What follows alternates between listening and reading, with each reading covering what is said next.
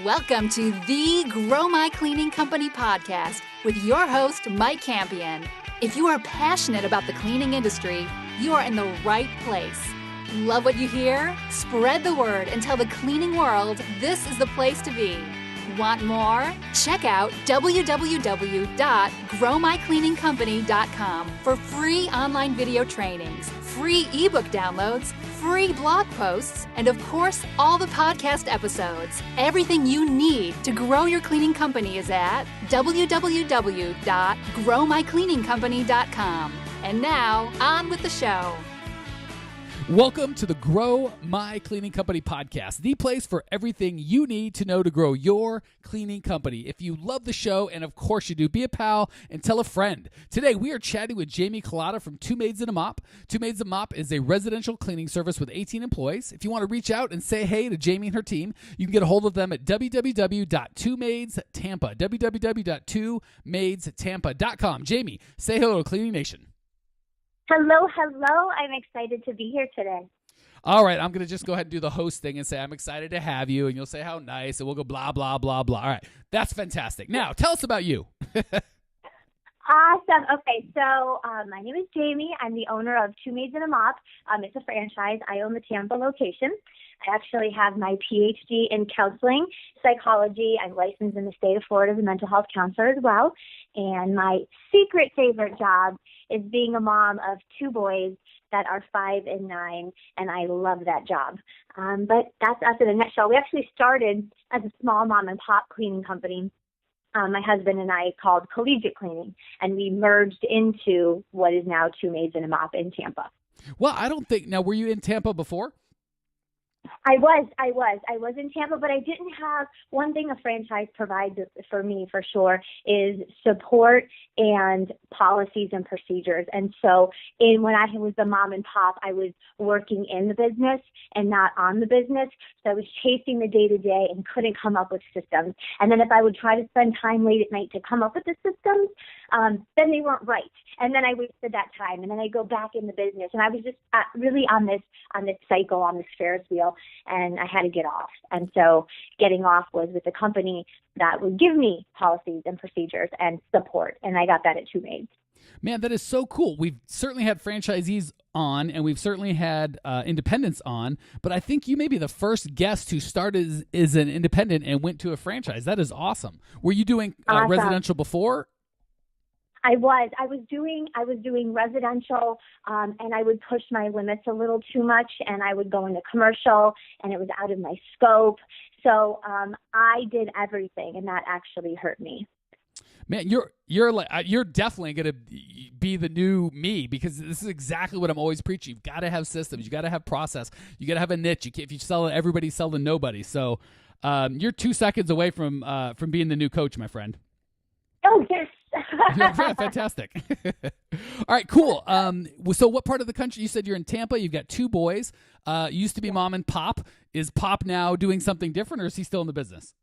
No, he's still in the business. So he actually leads up all of the operations, the day-to-day.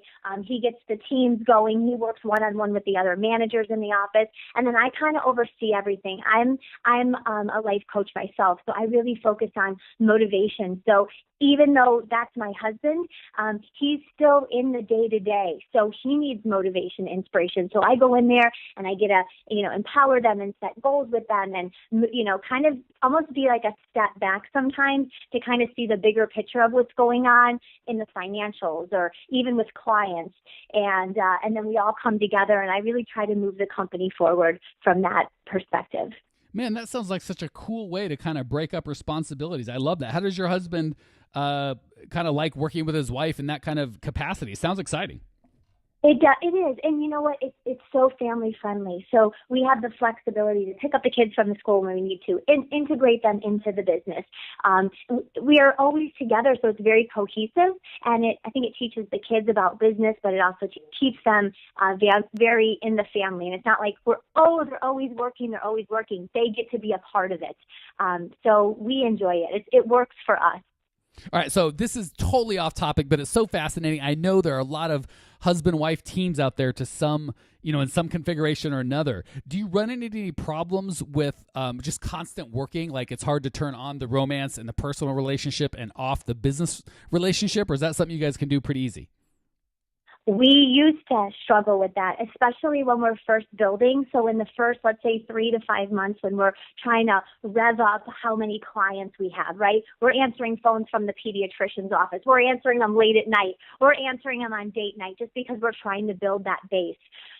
But then then we took a step back and said, okay, our marriage is important too. If we don't have a marriage, this business isn't running. So we took a step back and said, how can we make this work? And now we are very good at separating. So while I understand for a foundation, you might have to work.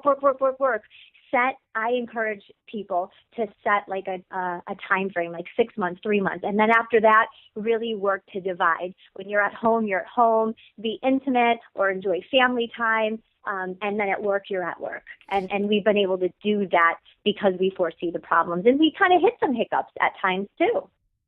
Yeah, I'm sure it's not perfect, but I love that you put it in a way I thought was really well. If there's, the family's got to come first, the marriage has got to come first, because if the business is doing great and the marriage falls apart, A, who cares if the business is doing great? And B, that's not a tenable situation for long. Even if you were okay with that, which I'm sure you're not, the business can't sustain that way. It's at some point, if the marriage is no good, the business is no good.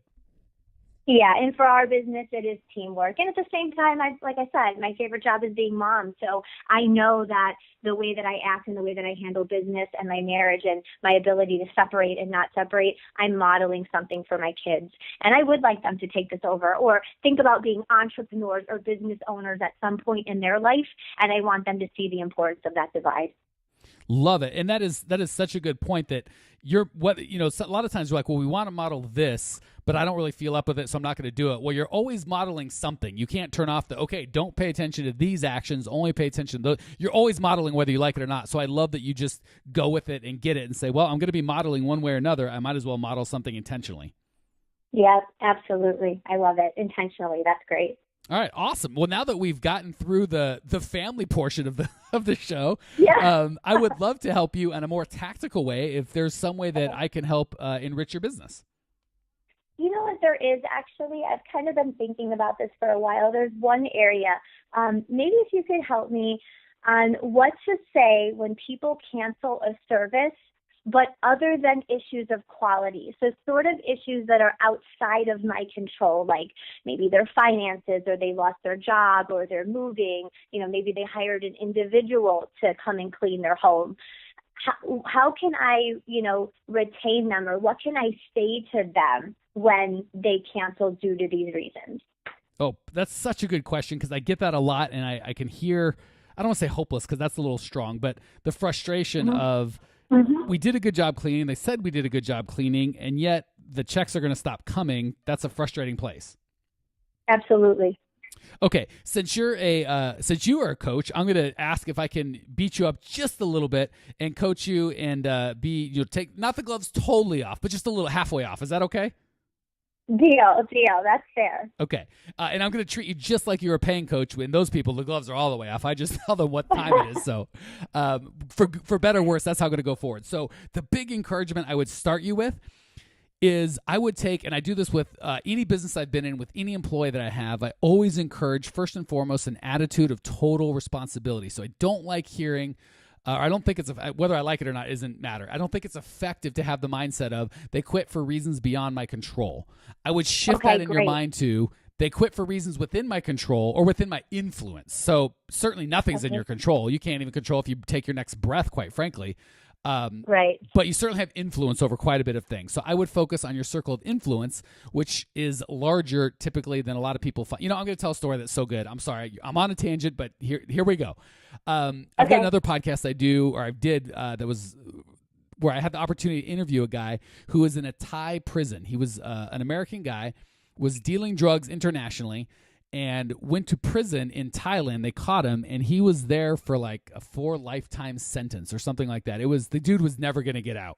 And the prisons there are basically 4 walls and a concrete. That's it. Like not even a building. They just wander around, and you have to have people bring you food. If you eat the food they give you, you'll die. It's not enough to sustain you. It's really a miserable, miserable place. And he gave me such a good lesson. That was, a year or two ago, and I still remember it.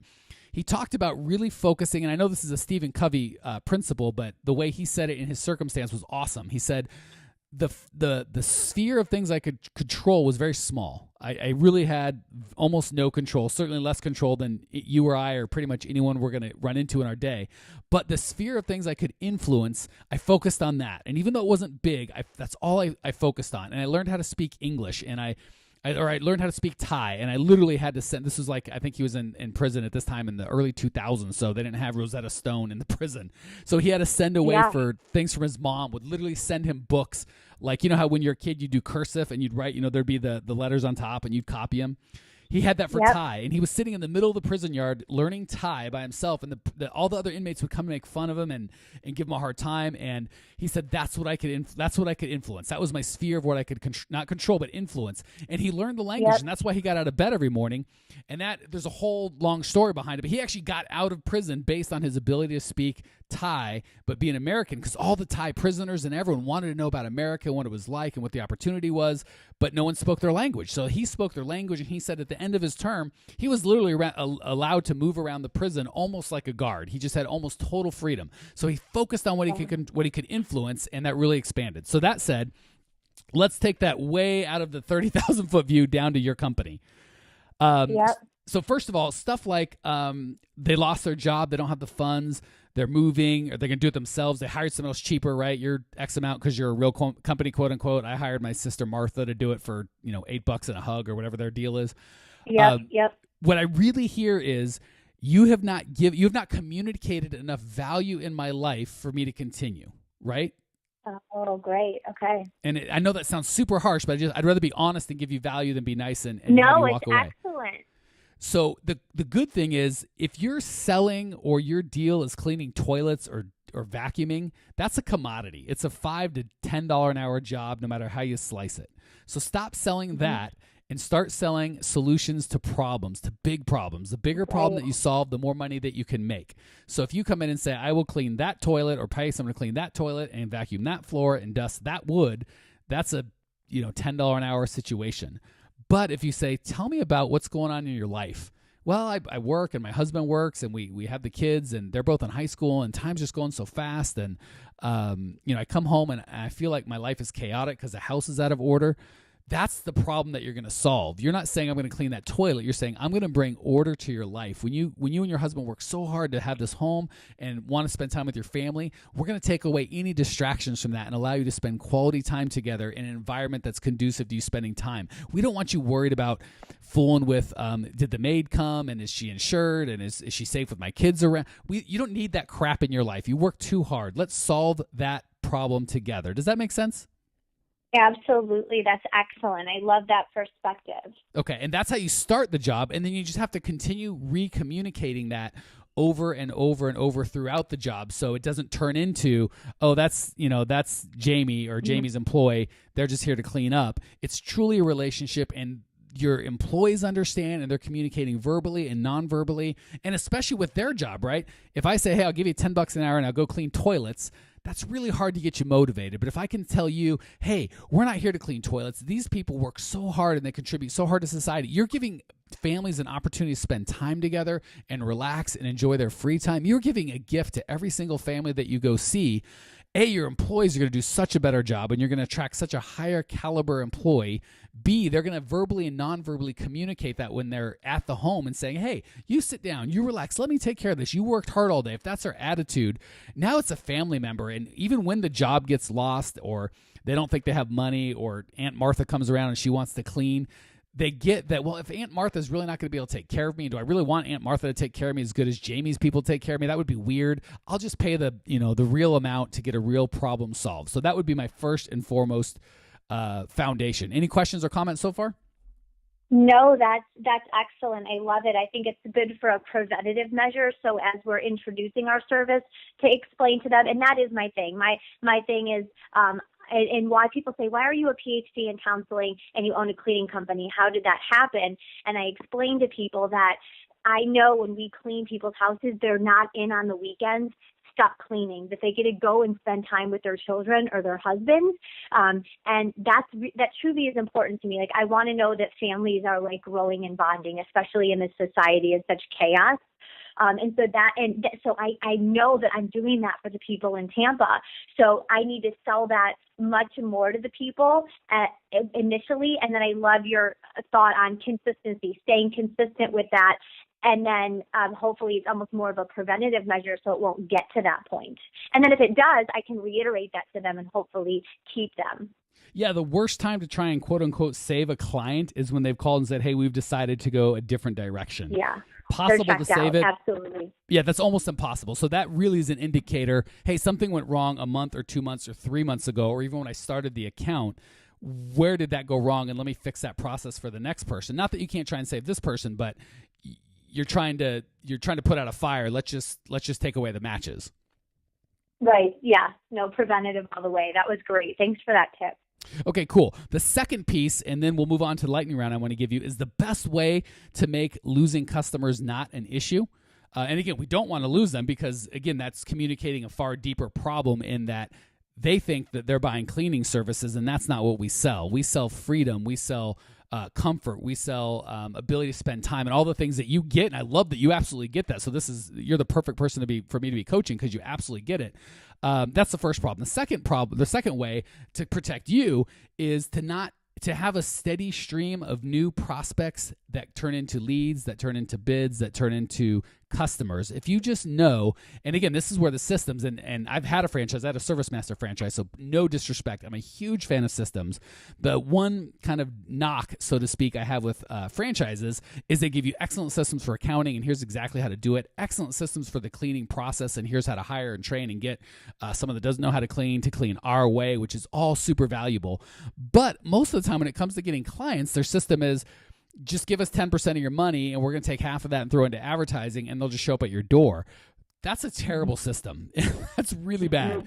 So what you've got to do as a franchisee, and I work with franchisees as well as independents, is take that into your own kind of purview, and I'm going to handle this. I can't trust that the marketing budget for Tampa through my franchisee or franchisor. And again, I'm by no means am I disparaging your franchise in specific or franchises in general. I'm a big fan, but you just have to say, this is my job. I've got to get the customers and the stuff that comes in. That's great. But to hit my goals, I have to have a plan. So the way to do that is to create client attraction systems that you put into place.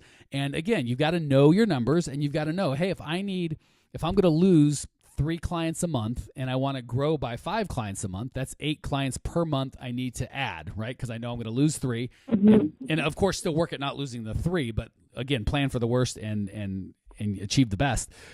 So you go, well, I know that I'm closing about a third of my bids. So if I need 8 new clients a month, then that means I need 24 new bids. And I know of the people that either email in or call in, and there's all sorts of lead mags, other stuff we can get into on another show. I need, 10% of the people that make any sort of response make a bid. Okay, well, if I need 24 bids, that means I need 240 leads per month. So the best way to inculcate yourself against I quit, I'm leaving is have so steady a stream of new customers coming in where, again, not that you want them to leave or that's okay, but you just say that's fine. I've already factored it into my growth plan, so I know that 3 of you are going to leave this month, and I know that I need 5, so that's a total of 8, and you reverse engineer all the way out so you know how many leads you need coming in. Does that make sense? It does. And it actually, that is something I can use for Two Maids. Two Maids is great because we do have a consistent steady stream. They have a great SEO program. They do a bunch of great stuff behind the scenes. So we're really high up there on Google. So we get a lot of, the phones always ring in, the requests are always coming in. So we don't have a problem with that steady stream. But what I do like is that they have what I could do that's within my control or within my circle, like you were talking about earlier, of intention. I could kind of say, okay, I do need 23, new customers this month or whatever it might be. And then look at the areas that they encourage us, like they encourage us to do stuff with SEO, with Google, with Angie's List, etc. They have that laid out for me. But what I could do is get a little more in depth and go within those sections. Okay, where in the month of January do I seem to get most of my leads? Wow, it's Angie's List. Oh, look at last year. Oh, wow, most of my leads in February seem to come from Google, and kind of like gauge my location and where my leads primarily come from, and maybe even amp up a little bit of marketing in those certain areas. So I like that. That's great. Tying it back to the first one too, with taking my control over what I can't, Yes, and the last piece of kind of coaching I'll give you, and I appreciate you've been such a good sport, allowing me to just kind of go at you full, both guns blazing. The last piece I'll give you, and then we'll move to the lightning round, is I hear words that I just jump on as a coach. I heard the phone's always ringing, a ton of leads. We don't have to worry about that. Stuff's always going on. Those are all super general. We need to distill that to specific, right? Because there's a specific number of leads that you need every month. Knowing your numbers to hit your goals. So I don't care if there's a lot of stuff going on or the phone's quote unquote always ringing. I care about I need 217 calls, and last month I got 184 or 230. So very specific. So I'd get away from the phone's always ringing to we get on average 7 calls a day. That's 3 appointments a day. Once, that kind of stuff. So I would encourage you to tighten that up and be real specific around those words. Oh, I like it. Okay, excellent. Thank you. Cool, because there's really the phone ringing all the time. Well, is that enough, right? You got to know your goals and reverse engineer everything back from there. So, because a lot of times we can feel like the phone, quote unquote, is never ringing, and maybe it's ringing more than we know. We're just not tracking it. Or it's always ringing, but that's still not enough. So tracking. All right, I am officially stepping down off of my soapbox. We're moving to the lightning round. Here's where you get a chance to give back to Cleaning Nation. Question number 1: what's the best piece of advice you've ever received? Oh my goodness! Speak up. Absolutely. Speak up. Meg Meeker has a great book called not Meg Meeker. Nika Brzezinski. Nika Brzezinski has a great book called Knowing Your Value. Best book ever, and she taught me to speak up, and ever since I have, my life has changed for the better, and I've gotten almost everything I've asked for because most people will say yes to you. Wow, I'm just going to say that again. So good. Speak up. If you don't ask, you won't get it. So well put, Jaime. Thank you for sharing. Question 2, what's the biggest mistake you've ever made in the cleaning business? So maybe you can save some steps for the rest of us suckers out here. The biggest mistake I ever made, which probably would tie to some advice I could give to everyone, don't do this, is being everything. Being everything. Oh, yes, I can do that. Oh, yes, I do floors. Oh, yes, I do commercial. Oh, yes, I use those projects. Oh, yes, I can do green cleaning. Oh, yes, oh, yes, oh, yes. No, I'm really good at one thing. I'm really good at residential, and here are the products I use. And I got really, really good and became an expert at that. Doing everything ran me to the ground. Man, it is so fun hearing other people say my stuff. That's exactly what I'm always saying. Sounds so much better out of your voice. I could just relax and let you do my job. Well said, Jaime. I couldn't agree more. All right, last question. What's one idea owners of cleaning companies can put into practice today before they go to bed to improve their lives or their business? Take on the work-life balance here. So on the life side, take more time for yourself. Go for that run. Go for that kayak. Do something for yourself completely separate of work. And then in work, I think it would tie to my mistake. Don't be everything. You don't have to grovel the client. You don't have to go beyond your scope. Stay with what you know. Man, you had me as favorite guest of the week until you said go for a run and do something for yourself, and now you're just talking crazy. Sorry. That's insane. Are you a sadist of some sort? How dare you? All right, Jaime, I got to say thank you so much for joining us. Thank you for sharing your passion and your desire to grow. I truly appreciate you, and I know Cleaning Nation appreciates you. If you want to check out Jaime's show notes page and discover everything you need to grow your cleaning company, go to www.growmycleaningcompany.com. Engage. Leave questions, leave comments, leave rude remarks. I will see you there. Congratulations! You are now 16% smarter. Still can't get enough cleaning goodness? Go to www.growmycleaningcompany.com for more of the good stuff. Ever want to be rich and famous? Owners of cleaning companies as well as industry experts can apply to be featured on the show by emailing our producer Natalie at support@growmycleaningcompany.com.